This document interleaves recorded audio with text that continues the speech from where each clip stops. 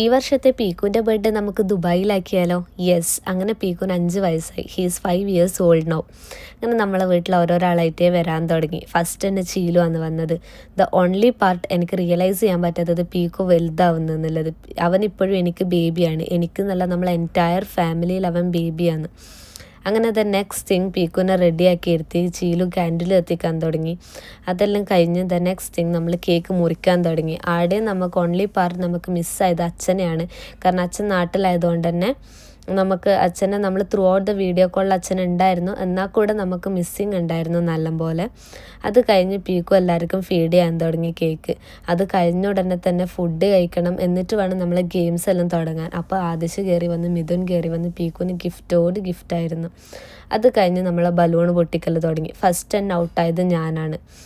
കാരണം എനിക്ക് ഒറ്റക്കാലിൽ നിന്നിട്ട് അധികം ശീലമില്ല, ഇവർക്കെല്ലാം ശീലം ഉണ്ടെന്ന് തോന്നുന്നു. The next part was choreography. ഞാനായിരുന്നു സ്റ്റെപ്സൊക്കെ ഇട്ട് കൊടുത്തത്. അതുകൊണ്ട് തന്നെ ഡാൻസ് നല്ല രസമുണ്ടായിരുന്നു.